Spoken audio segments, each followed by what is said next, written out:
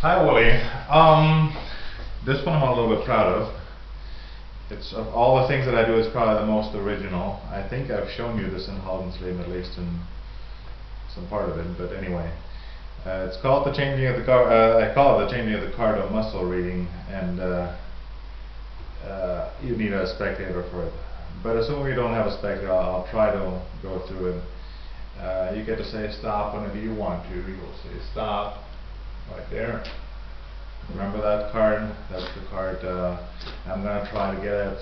I won't find it per se, I'll just try to get that card using your bodily responses, your ideomotor responses. Much like mentalists do with mind reading or with muscle reading, your card could have been red, or it could have been black. Had it been black, it would have been a club or a spade, and had it been red, it would have been a heart or a diamond. It had to have been one of those four, so you'd hold out your hand, and they hold out their hand, and I say black, black, red, red. And I think I picked up something. I think your card was definitely, it was definitely red. A heart. No, wait a minute. I picked that up. It wasn't a heart. I just saw you react. It was a diamond. It was definitely a diamond. So I'll see if it was a diamond. It was one of those diamonds. So you hold out your hand again. It was a diamond, I take it, and they hold out their hand and you go 1, 2, 3, 4, 5, 6. Actually, I forgot 5 of diamonds. So it was the 5 of diamonds. And while you do that.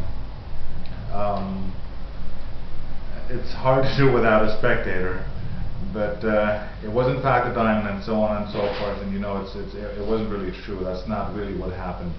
It was an illusion, because if I just switch out the cards, turn them around, and so on and so forth, these cards are actually just the 9s, and for example, your 5 is face up in the center. I'd never do this particular bit. But because I don't have a spectator, I have to pretend. So the explanation and the performance are pretty much the same thing. The idea is, ideally, if you have an extra card, ideally I do this, and I pretty much only do this when I can lap. I can't lap here, so this didn't look like it would ordinarily look. If you can lap and you have an extra card, I don't make the card reappear because I think that's silly. But say you have an extra card, I would have one card, and they have to be the same back. I mean, an actual duplicate. You have one card in your lap, and you have one card in there, the card that you're going to force, and you force this again by means of the model of fingertip control. Right here. Cards can be on the table for however long. Really, just fingertips. They say stop, and you get that card, obviously. And now what you have to do is you take the card. In this case, you would know. You cop the duplicate card, and you take one of the 1 9 that's the same suit, and you use it to screw up the other 9. You say it could be one of the 2 black 9s. And you put them on your hand, you loosely square them, and then you immediately push over the top card. You take the other 2 cards and say it could have been a red card, and you smear them about and wiggle them about. You exchange the 2 red cards and show the backs. You change the position of the single and the double, and you turn them face down, and you just push out the bottom card, keeping the top 2 in alignment. You turn these up first, and then as you turn these up, you square these and buckle the bottom card and just pick up the double. So this is the double. Now you can either square the whole lot, or you cannot square the whole lot. The whole lot is mostly up to you. But if they hold out their hand, it's an easier double deal to do than doing it on the table, because they don't have to be in absolutely perfect alignment, because they won't see it on their hand anyhow. They won't see it and they won't feel it. So you take a single, This is already a double, but you don't have to worry about doing it perfectly because it's in the hand, just get the rhythm right. And you say red, red, black, black. And either they actually react, or even if they don't react, you act like they reacted and you say it's black, which isn't a great effect, but it coincides with what a muscle reader might do. And you do the Ascanio spread and you say, I think you gave it away. It's in fact it's a red card. So I'm sorry, a black card, which is true. And you say a spade. You turn the spade face down. And sometimes they actually do react, or if they don't react, you pretend like they reacted, and they would react. I mean, they subconsciously react anyhow because this is wrong. It's not a spade. So you turn the spade face up and say, I know I picked up on something there. You know, twitched your nose or something, and you do in essence the chrysanthemum alignment move, which is usually a stupid move, but in this case it fits in perfectly. And you're showing this card like you would. I mean, everything is completely copacetic. And you riffle off the bottom card and you insert it back where it came from, and you turn the whole thing face up. You do the Krenzel pressure hideout and take these cards on top. So this is the double card. Now, if you're sitting down where you can lap, I do the all-around square up lap from Expert Card Technique, not from Expert Card Technique, from Giovi's card college.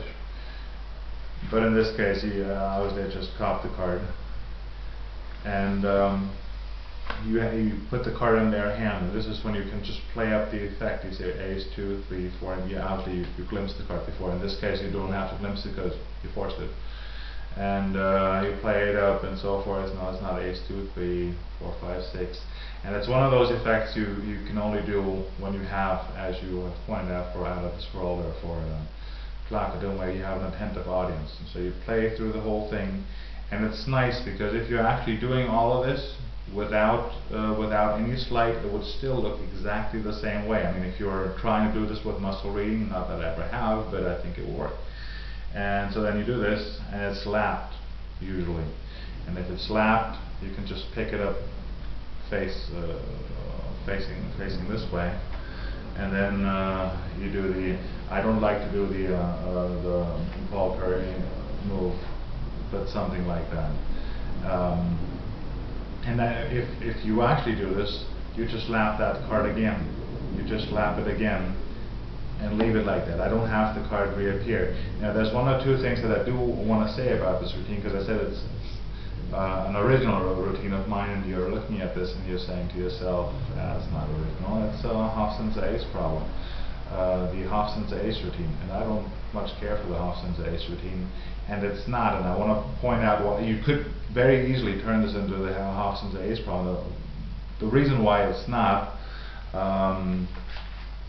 is because in the Hofstad's Ace problem, you just go through the whole thing again. You do this and you do that. In the Hofstad's Ace problem, all of this coincides with the Hofstad's Ace problem. The Hofstad's Ace problem, or the Hofstad's whatever it's called, you could just do this, and the card magically for a turn face down. It's very easy. You just you do the Krenzel pressure hideout, and that's it. The card magically turned face down. But that's the one thing I actually didn't want to have in there, and that's the one thing. That's one of the few routines that I ever shared with Alan Ackerman, and he came up with something or other where you turn this card over and then you turn face up. But I think in the end, the thing that I settled on is the simplest of the lot. You get the reaction, or you pretend you get the reaction, and then you just do this. You actually have an extra move in there. You wouldn't need this move for the Hofstad's Ace problem, but I didn't want the magic look to it. The card magically turns face down, because I think it also gives away a bit of the method. If a card turns face up face down without any extraneous move, as a magician you think, well, it must be an extra card, and if you're a lay person, you might also think that you might need an extra card. But it's a nice routine. I like the routine actually. It came out of the starting point was a Dean Mace routine in Genie 1,000 years ago, and what I like about it is the same thing that I like about this by location, for example, or I sometimes do this with changing card, where the picture that you get in the end you have 4 nines, and there's a card in here somewhere. This is how you start, this is what you actually do. Then the magic happens, and in the end you have that same picture again. So to me, I always think of this as sort of a dream sequence thing. You fall asleep, everything is the way reality is, something happens, and then you wake up and everything was the way it was before. So I just, it's one of those routines I come back to every few years, and maybe I'm proud of it because it's my own, but I kind of like this one. It's a fun routine. Okay, thank you.